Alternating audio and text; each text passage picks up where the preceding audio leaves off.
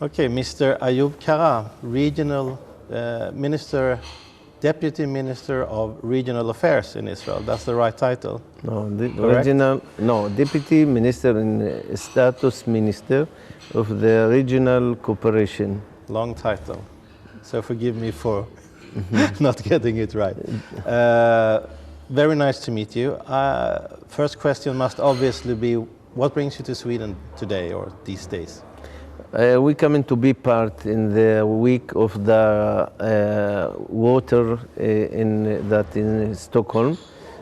They coming to this conference this week, people from professional of water from all the world, and also members of different governments from the Middle East, from all the world.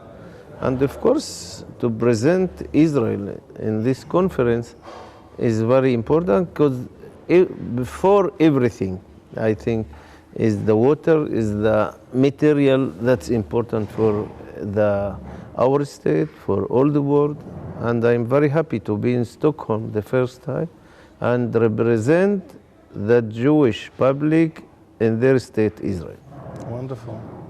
And we all know that Israel has a lot to give to the world regarding water issues, and I know you're involved in quite many of them in the Middle East. Would you like to say a few words about projects today where Israel is working in its near area with the neighbors and other projects? Yes, we start now with the long years we wait for this project, the Red Sea-Dead Sea, that we're going to bring water from the Red Sea to the Dead Sea to save the Dead Sea. We have a problem with the water there. And of course, in this project, we could imply Jordanian and Palestinian people around this project because this is important economic project and the big one in all the area. And we need Jordanian become more strong economy because they're fighting the same enemy as ISIS and of course Iran, that is a big enemy in the Middle East. So you mean that the water issue is a problem solver in many other areas besides the water issue itself? Of course, the water is the important issue, and because that we're starting with this project, this is only the one pilot. We're going to do another direction, another pilot to find solution for the water. Israel became last year I think one of the important states, very professional with the water solution. And I think this is important for all the Middle East. They need us, our neighbors, because they need our technology in Egypt, in Jordan, in the Gulf state, North Africa, and everywhere. Of course, in another corners that very dangerous, and they did not have a relationship up the radar with us. So we have to convince and do everything to help people in the Middle East. Do you believe that the neighboring countries, even countries who you have no diplomatic ties with, they still see the need for cooperation and that they might gain from it? I think they need it because no way. They need cooperation.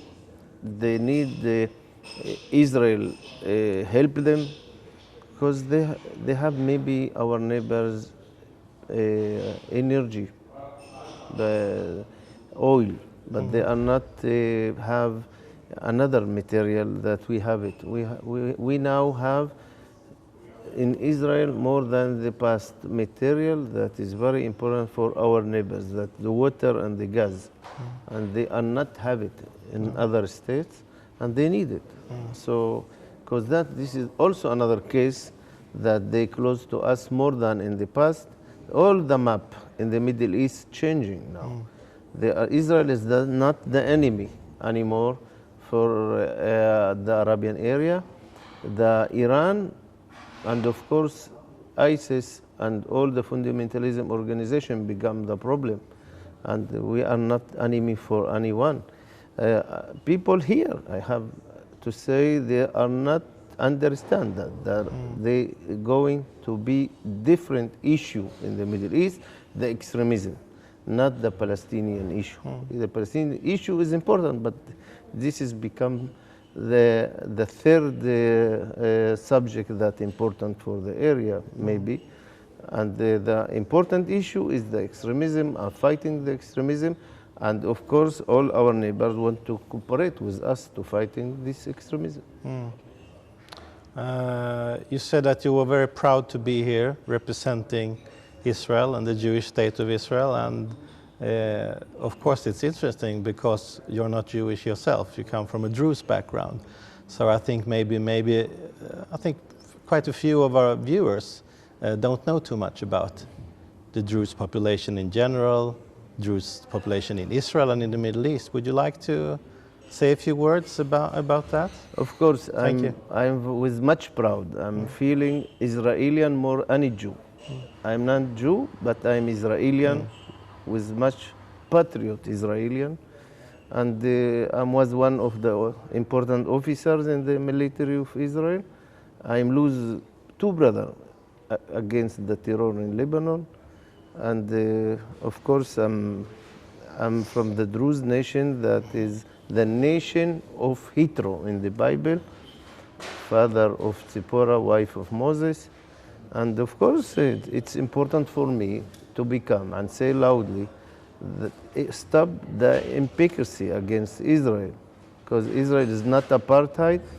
Israel is the one democracy state in the Middle East, and of course, we want peace more than anyone, but we are not want peace like in Gaza, that we left the area and the fanatism become so strong that they every day attacks us in the south. We are not want to give another state or to lift the West Bank or the Judea and Samaria, and after that change us ISIS or Hamas. We are not want to be in this position.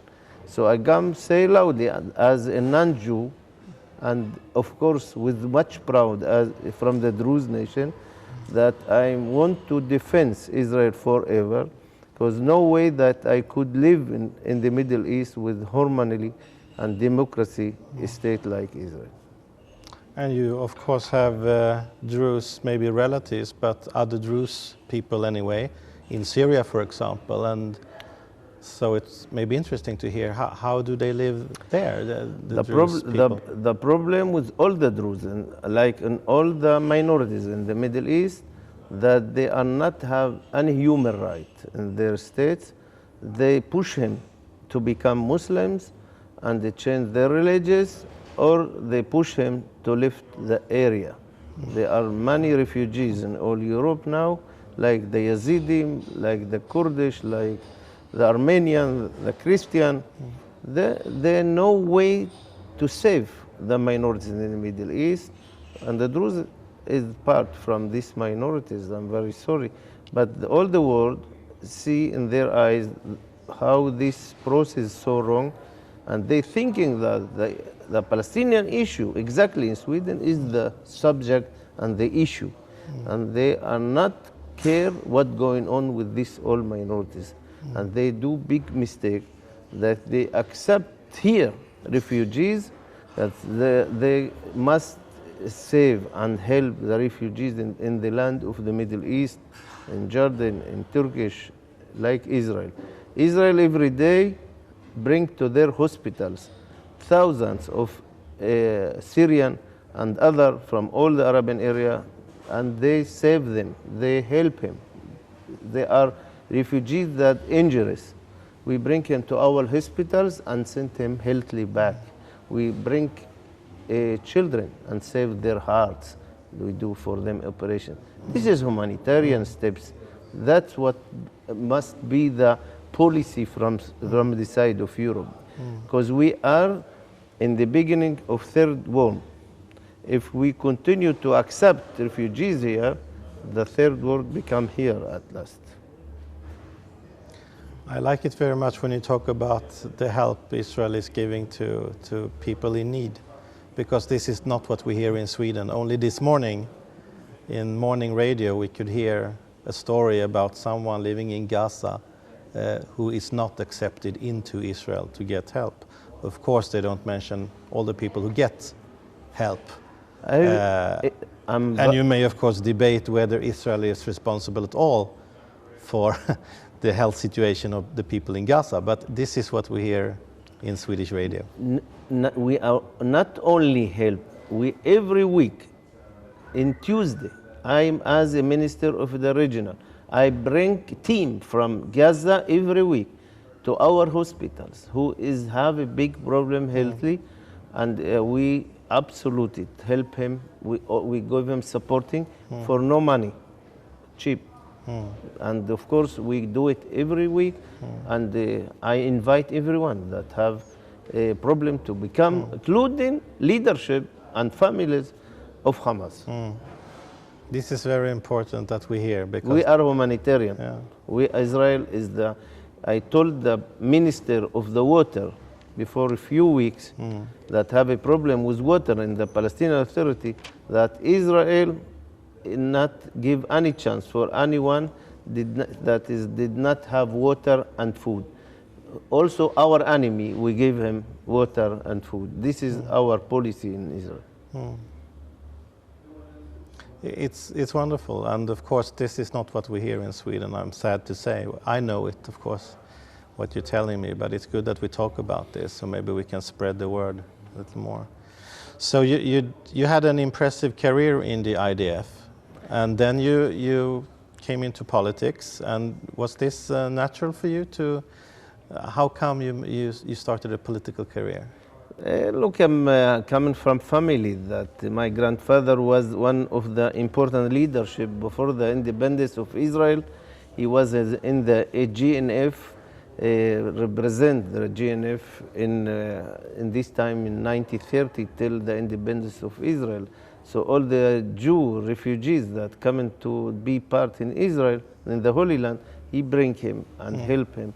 And because that he have a big problem. They shot their two sons in the roads in Akko, because he helped the Jewish in this area.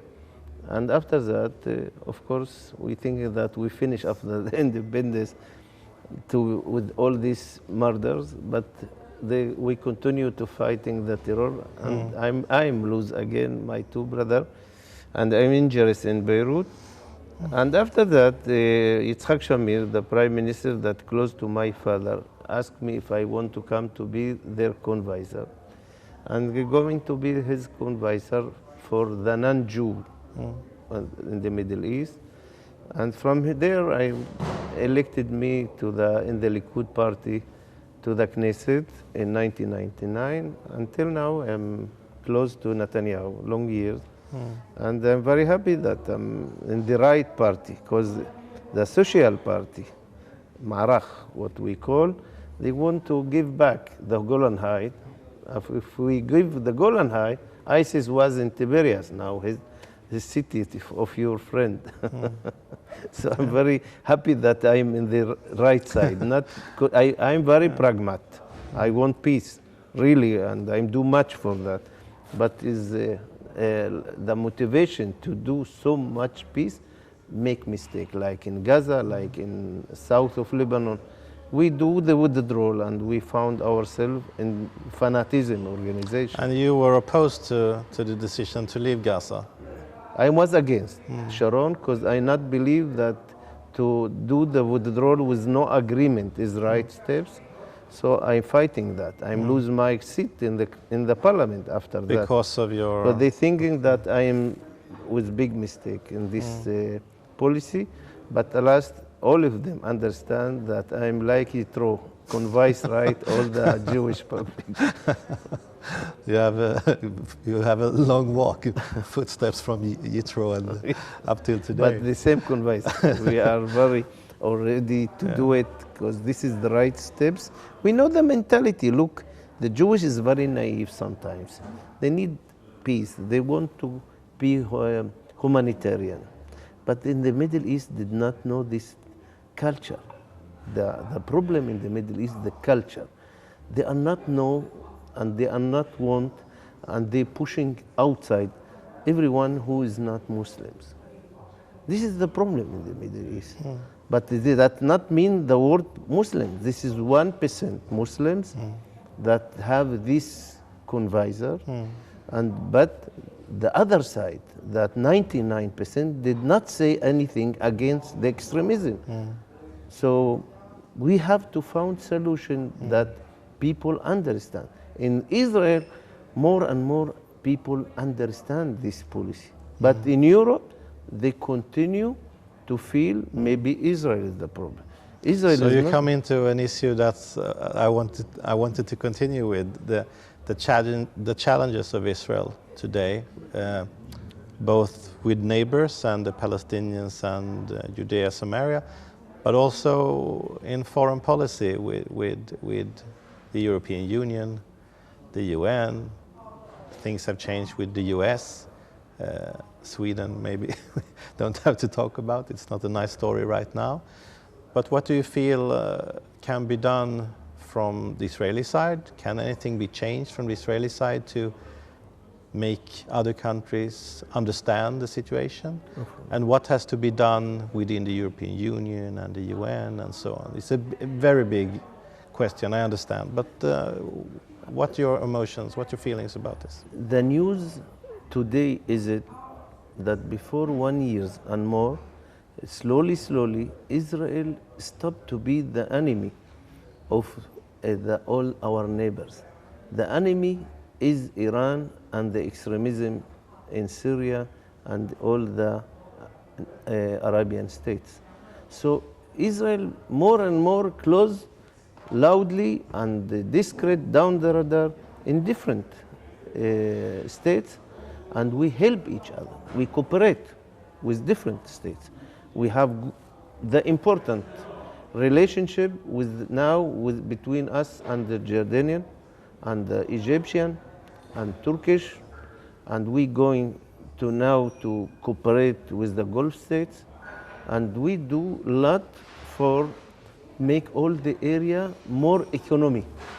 I mean, I'm start with different project for the Palestinian. This is not, we are not successful at last to do it. So we do 3 industrial park in different areas for the Palestinian the borders, and we to implement Palestinian and Jordanian. This is project starting now. In 1 or 2 years, they're going to be thousands or 10,000s of people that are going to implement there. And of course, we bring employed people from Jordan to Eilat and to Israel to working like foreign workers. And they come in the morning, they're going back. This is make power for the economic Jordanian. And this is the process. People begin to understand that the Palestinian issue is not important. They want to live in good economic states. And this is what going around us. And they say, and for us, and trying to cooperate with us with different project economic. We have the gas, we have the water, we have different technology, security technology, agriculture, and other. And of course, this is close between us. No way to stop this closing, because they want also together to fighting the 2 enemies of all of them. The 2 enemies is, one is ISIS and like ISIS, and the other is Iran that is they are very care about the future with them. And of course, we're going to new steps, but that's not mean that the 2 enemies did not bring all the area danger in the future and make all Europe danger. So what you're saying is that your neighbors, they understand what the situation is. They understand where the threats are coming from. But do you feel that Europe, the US, the countries that are not so close to you, I mean, Europe isn't far away, but it's not your immediate neighbors. I don't think they understand this. I'm sure they are not understanding. So how do we go about making them understand or convincing or present the case, however you want to describe it? How do we do it together? Because I think we can do it together. I think the refugees and how they behave, the refugees, they understand quick that the problem in the world is not two-state, to do public. Two-state solution is not the problem. If you also give Tel Aviv to the Palestinians, they are not stop the violence in the Middle East. The extremism is the problem, because every time that they continue to accept the refugees here, they bring here the extremism to Europe. That means they accepted the third world here in the land of Europe. The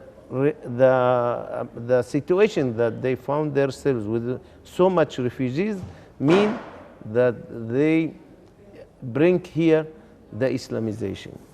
So you mean that the only way to learn for Europe is through refugees coming here, and then the Europeans will see what the Israel reality. See, what Israel see in you the think Middle this East. is the only way for This is the no. Europe I to think understand? they are not want to understand. I speak with them.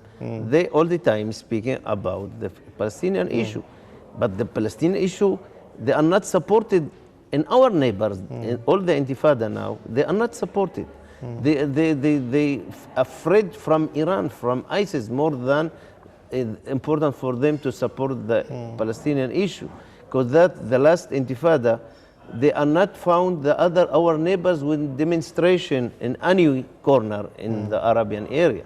Because they are not, because that the last Intifada did not successful. And of course they afraid absolutely from Iran.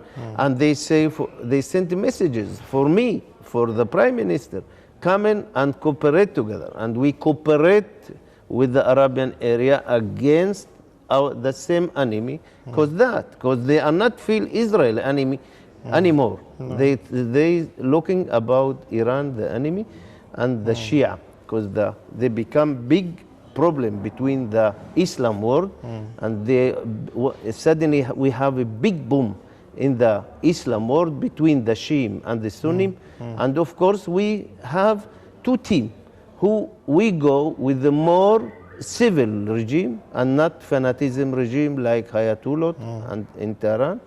And of course, at last we close to them to fighting the same enemy if they trying to destroy us, as they say every day in the media.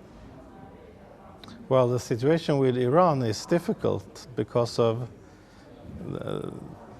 the treaty that was made with Iran regarding releasing their money abroad, and now everyone wants to trade with Iran. I also heard this morning another story about Iran and about Swedish companies reaching new heights of export to Iran, of course. And Sweden is a very small country, so you can imagine that now Iran has a lot of financial power again, and it's an important market for companies. It's not good news, right? It's bad news. Yes, but we don't have anything against the population in Iran. We have a problem with the regime of Iran. So maybe people did not understand it, that the problem is the regime there, and the regime have two voices. One voice to the west side and the other voice to Arabian area. And I know only the one. My mother language is Arabic. So I know only the one in the government of Israel.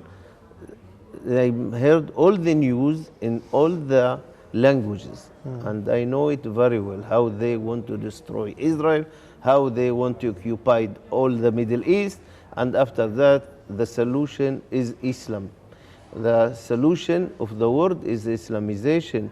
That means Europe part from that, and US part from that. That's what they believe. So this is the culture. With the Prophet Muhammad say, you could do exercise with also agreement if this gives the results to successful. So let's talk a little about Israel and Sweden and cooperation. You work specifically with water and other resources. You were here for a conference. How has it been so far, and how are the talks going with other people here and with your Swedish counterparts? Have you met people from the Swedish Foreign Ministry or other cooperative places here, or? Yes, I met a few leadership from the government, very important leadership, and I think we're going to cooperate. We convince them to prepare conference, economic conference for the Middle East, that Sweden lead that between the Jordanian, Palestinian and Israel. And I think this could be important part because there is no way now to do politician. I think the right step is to make all the area better economic. And I'm sure that they have enough power to do this conference.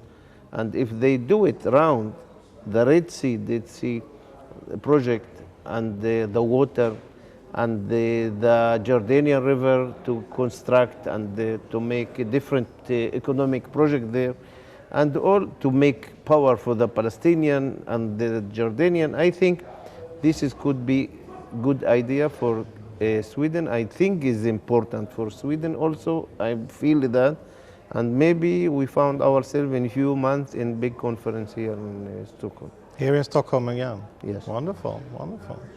So you sound to me like an optimist, even though we're talking about difficult things and so on, but you sound to me like an optimist. Are you? I think yes, because Israel also now in the important position optimist in long years, because we suddenly in jungle of Islamization, we are a very in control, very important economic state in the Middle East and democracy state. And our neighbor, they said, you are not our enemy. This is never, we heard it in the past. So, of course, we are optimists, but you must convince Europe to understand this process. This is the big challenge. Thank you very much for this talk. I was very happy to meet with you, Thank you very Minister much. Kara.